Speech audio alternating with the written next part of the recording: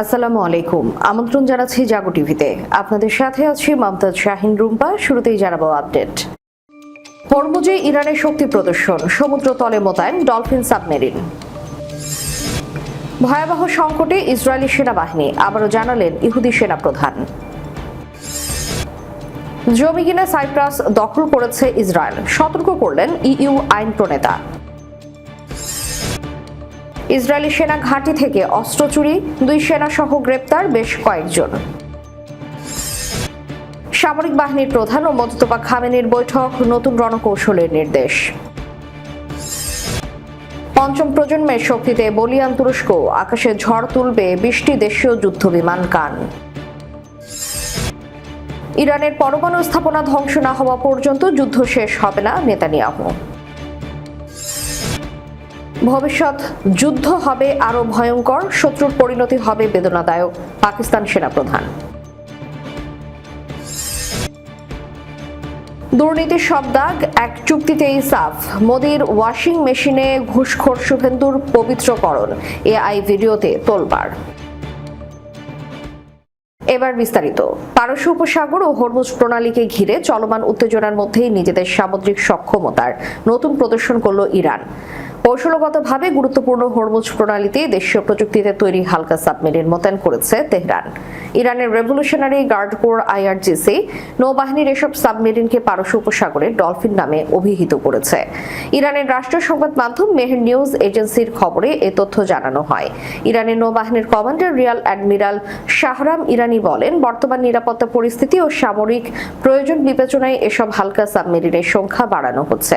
ইতোমধ্যে সেগুলো হরমুজ প্রণালীর সমুদ্র তলে মোতায়েন করা হয়েছে। তার দাবি, সাবমেরিনগুলো দীর্ঘ সময় পানির নিচে অবস্থান করতে সক্ষম এবং শত্রুপক্ষের জাহাজ শনাক্ত ও আঘাত হানার মতো প্রযুক্তিগত সক্ষমতা রয়েছে। শাহরাম ইরানি বলেন, একটি বিশেষ সামরিক অভিযানের সময় এসব সাবমেরিনকে সাময়িকভাবে পানির উপরে আনা হয় যাতে ইরানের সামুদ্রিক প্রতিরক্ষা সক্ষমতা প্রদর্শন করা যায়।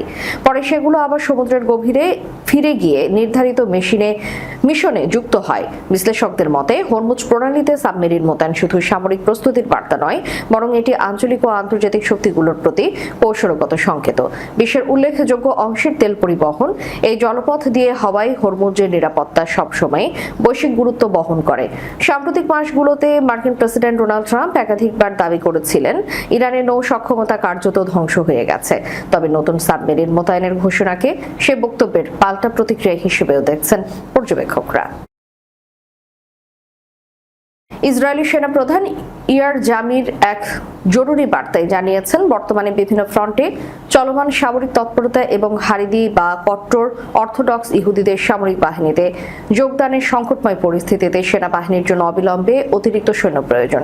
ইসরায়েলের সংসদ নেসেটের পররাষ্ট্র নিরাপত্তা কমিটির এক বৈঠকে তিনি এ মন্তব্য করেন। স্থানীয় সংবাদ মাধ্যম ইদিওথ আরনোহতের এক প্রতিবেদনে এ তথ্য নিশ্চিত করা হয়েছে। ইয়ার জামির উল্লেখ করেন, গাজা ছাড়াও লেবাননের হিজবুল্লাহ এবং ইরানের বিরুদ্ধে ইসরায়েল বর্তমানে বহুমুখী ফ্রন্টে যুদ্ধের মধ্যে রয়েছে। যদিও আনুষ্ঠানিকভাবে বর্তমানে এই সংঘর্ষগুলোতে বিরতি চলছে, তবুও ইসরায়েলি বাহিনীর সামরিক তৎপরতা নিরবচ্ছিন্নভাবে অব্যাহত আছে। জামির স্পষ্ট বলেন, তিনি কোনো রাজনৈতিক বা আইনি প্রক্রিয়া নিয়ে চিন্তিত নন, বরং তার পুরো মনোযোগ এখন শত্রুকে পরাজিত করার দিকে। আর এই লক্ষ্য অর্জনে সেনাবাহিনীর সক্ষমতা বজায় রাখতে হলে এখনই নতুন জনবল নিয়োগ করা অপরিহার্য।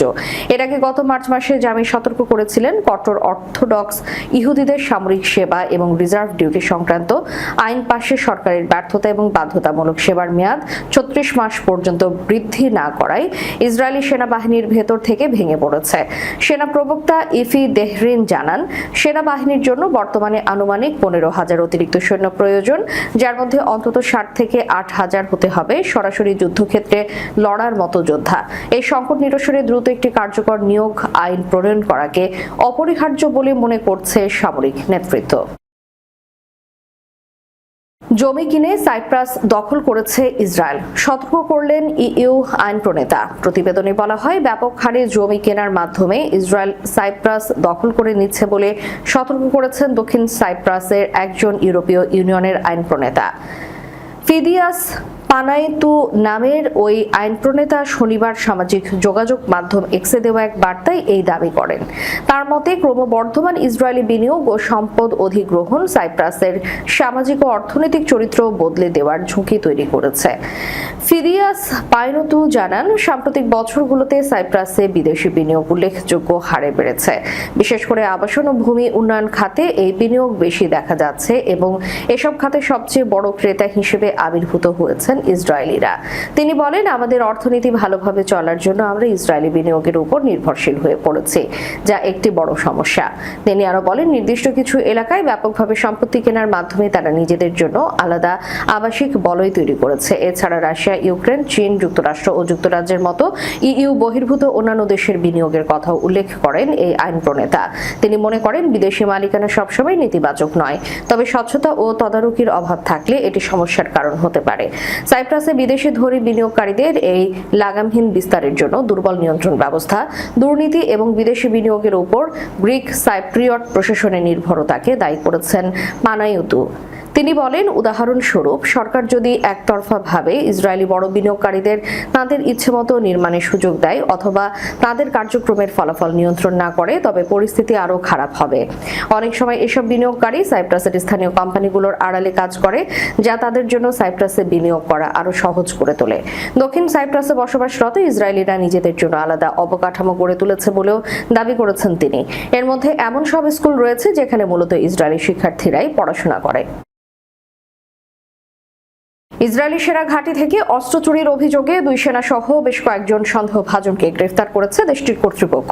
শনিবার হিব্রু সংবাদ মাধ্যমের প্রতিবেদনে এই তথ্য জানানো হয়, যা সামরিক বাহিনীর অভ্যন্তরীণ নিরাপত্তাজনিত ত্রুটি আবারও সামনে এনেছে। i24 নিউজ চ্যানেল জানিয়েছে, সাম্প্রতিক সপ্তাহগুলোতে অন্তত 4টি পৃথক চুরির ঘটনার সঙ্গে এই গ্রেফতারের সম্পর্ক রয়েছে। প্রতিবেদনে বলা হয়, 2 সেনা সহ কয়েকজন সন্দেহভাজনকে আটক করা হলেও তাদের সঠিক সংখ্যা প্রকাশ করা হয়নি। সম্প্রচার মাধ্যমটি জানায়, চুরি হওয়া এসব অস্ত্র ইসরায়েলি সামরিক ঘাঁটি থেকে ইসরায়েলের অভ্যন্তরে অজ্ঞাত গোষ্ঠীগুলোর কাছে হস্তান্তর করা হয়েছিল। সামরিক বছরগুলোতে সেনা সদস্য ও অন্যান্য সন্দেহভাজনদের মাধ্যমে সামরিক স্থাপনার ভেতর থেকে অস্ত্র ও গোলা বারুদ চুরির ঘটনায় বারবার মুখোমুখি হয়েছে সেনাবাহিনী। গত এপ্রিলে হিব্রু গণমাধ্যম জানায়, গাজা উপত্যকার কাছাকাছি থাকা সেনা ক্যাম্প সহ বিভিন্ন সামরিক ঘাঁটি থেকে অস্ত্র চুরির ক্রমবর্ধমান প্রবণতা রোধ করতে হিমশিম খাচ্ছে সেনাবাহিনী। ওই সময়ের প্রতিবেদনে বলা হয়, চুরি যাওয়া অনেক অস্ত্র অপরাধী চক্রগুলোর হাতে চলে যায়। এর ফলে পুলিশ বারবার অভিযান চালিয়ে এসব অস্ত্র জব্দ করতে বাধ্য হয়। ইরানের সশস্ত্র বাহিনীর একীভূত কমান্ডের প্রধান ও খতম আল আনবিয়া কেন্দ্রীয় সদর দপ্তরের কমান্ডার আলী আবদুল্লাহি দেশটির সর্বোচ্চ নেতা মোজতবা খামেনির সঙ্গে সাক্ষাৎ করেছেন। এই সময় তিনি সামরিক অভিযান পরিচালনা এবং শত্রুদের শক্ত হাতে মোকাবিলার জন্য সর্বোচ্চ নেতার কাছ থেকে নতুন দিক নির্দেশনা গ্রহণ করেছেন। ইরানের আধা সরকারি বার্তা সংস্থা ফার্স্ট নিউজ এজেন্সি এক প্রতিবেদনে এ তথ্য জানায়। এতে বলা হয়েছে, আলী আবদুল্লাহি সর্বোচ্চ নেতা খামেনিকে দেশের সশস্ত্র বাহিনীর প্রস্তুতির বিষয়ে অবহিত করেছেন। তবে এই বৈঠক ঠিক কবে অনুষ্ঠিত হয়েছে সে বিষয়ে প্রতিবেদনে কোনো তথ্য জানানো হয়নি। আলী আবদুল্লাহি বলেন, আমেরিকান ইহুদিবাদী শত্রুদের যে কোনো পদক্ষেপ মোকাবিলায় সশস্ত্র বাহিনী পুরোপুরি প্রস্তুত রয়েছে। শত্রুপক্ষ কোনো ভুল করলে ইরানের পক্ষ থেকে দ্রুত কঠোর ও চূড়ান্ত জবাব দেওয়া হবে। ইরানের সামরিক কমান্ডার ও সর্বোচ্চ নেতার মধ্যকার এই বৈঠকটি অন্তত 2টি কারণে অত্যন্ত গুরুত্বপূর্ণ বলে জানিয়েছে কাতার ভিত্তিক সংবাদ মাধ্যম আল জাজিরা। কাতারের এই সংবাদ মাধ্যম বলছে, প্রথমত দায়িত্ব গ্রহণের পর থেকে সর্বোচ্চ নেতাকে এখন পর্যন্ত জনসম্মুখে দেখা যায়নি। তার পক্ষ থেকে কেবল লিখিত বিবৃতি পাওয়া যাচ্ছিল। এই পরিস্থিতিতে এমন একটি বৈঠকের খবর বিশেষ গুরুত্ব বহন করে। দ্বিতীয়ত, এই আলোচনার প্রেক্ষাপটটি অত্যন্ত জরুরি। প্রতিবেদন অনুযায়ী আলোচনার মূল কেন্দ্রবিন্দু ছিল আমেরিকান ও ইহুদিবাদী শত্রুদের শত্রুতামূলক কর্মকাণ্ড মোকাবিলার প্রস্তুতি ও রণকৌশল।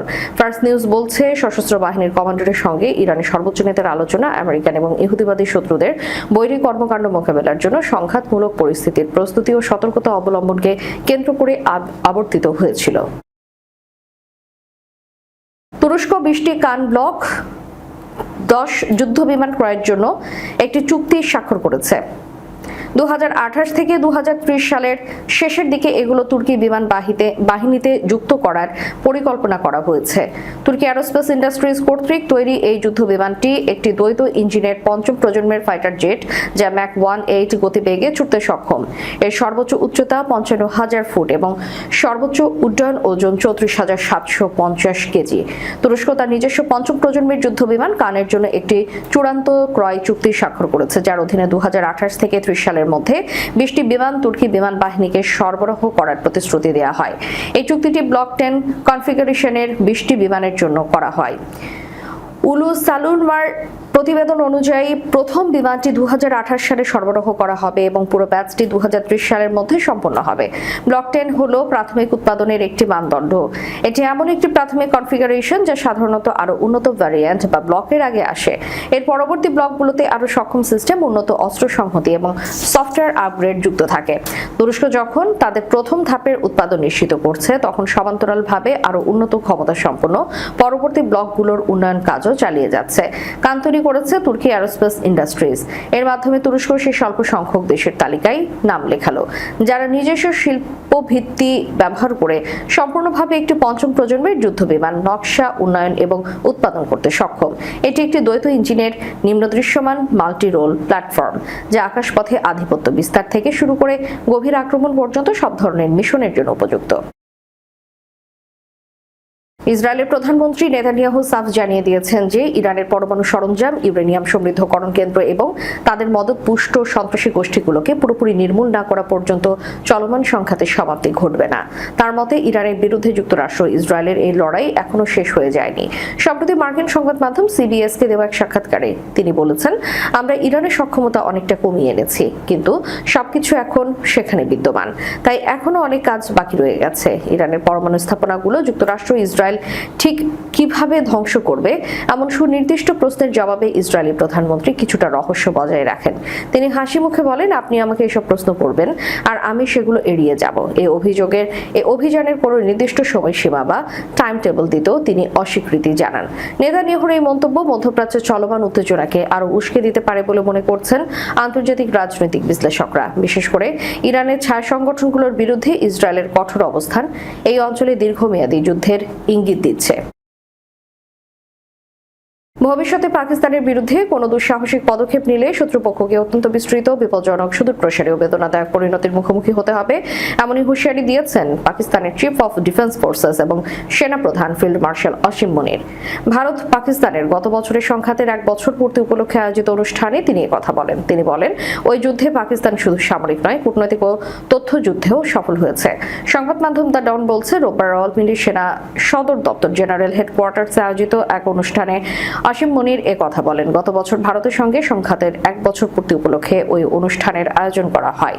মূলত 22 এপ্রিল পেহেলগাম হামলা থেকে শুরু করে পাকিস্তানের অপারেশন মারসুস এবং 10 মে যুদ্ধবিরতির মধ্য দিয়ে শেষ হওয়া ভারত পাকিস্তান সংঘাতকে পাকিস্তান সরকার মার্কাই হক বা সত্যের যুদ্ধ হিসেবে আখ্যা দেয়।